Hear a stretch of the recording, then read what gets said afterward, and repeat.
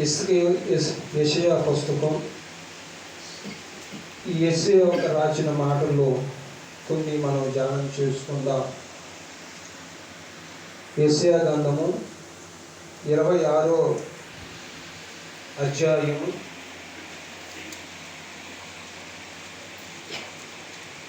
3వ వచనాన్ని జ్ఞాపకం చేసుకుందాం.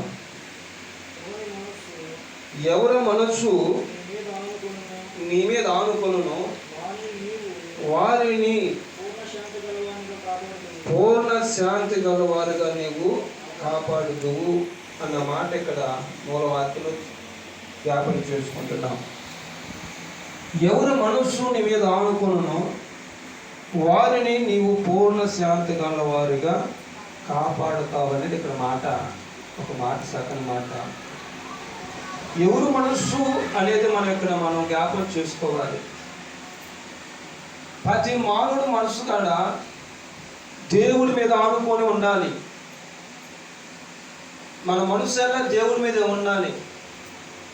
ఈరోజు మనస్సు ఒక జీవితంలో ప్రభువైన యేసుక్రీస్తు వారి మీద ఆనుకోవట్లే. మనస్సు ఎవరి మీద ఆనుకుంటుందని మనం ఆలోచిస్తే చాలా విషయాల్లో మనము అర్థం చేసుకోవచ్చు.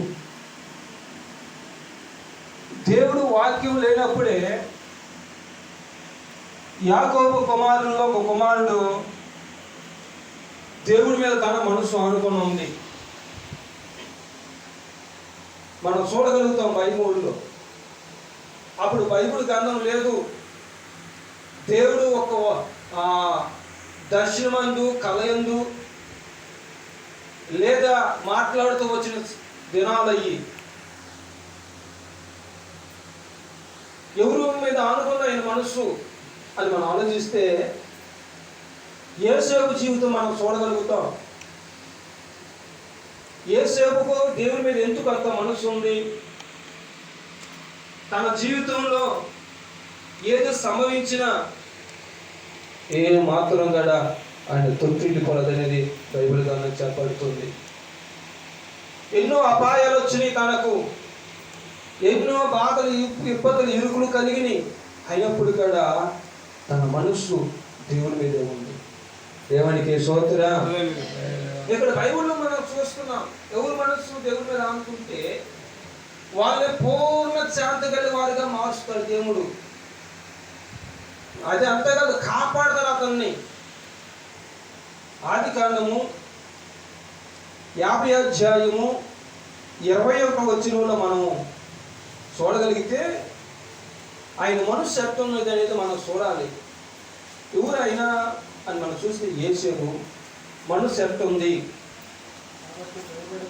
కాబట్టి భయపడగాకండి, నేను మిమ్మల్ని పిల్లలను పోషించుతని చెప్పి వాళ్ళని ఆదరించి వాళ్ళతో ప్రీతిగా మాట్లాడాలని ఇక్కడ బైబిల్ గ్రంథం చెప్పబడుతుంది. దేవుడి మీద మనసు ఎవరు మనసు ఆనుకొని ఉంటుందో ఆ మనసు ఎట్లుంటుందంటే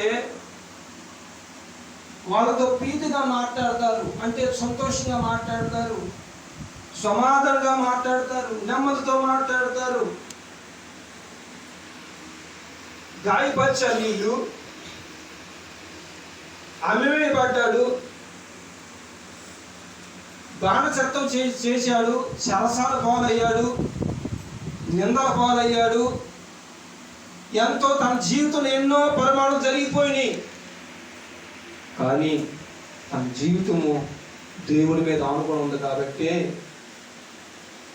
తన మాటలో కూడా ఎక్కడ కూడా తప్పుది కూడా రాలా, అసలు ఏ మాత్రం రాలా. అన్నలంత పనిచేసిన, ఆ ప్రాంతంలో ప్రజలంతా పనిచేసిన, ఏ విషయంలో కూడా అతను ఒక్క విషయంలో కూడా ఎక్కడ కూడా తన మనసు తొలగిపోలేదు. ఈరోజు మనిషి కొద్ది కష్టం వస్తే దేవుడు ఏం చేశాడు, నా అర్థంలో ఏం చేశాడు,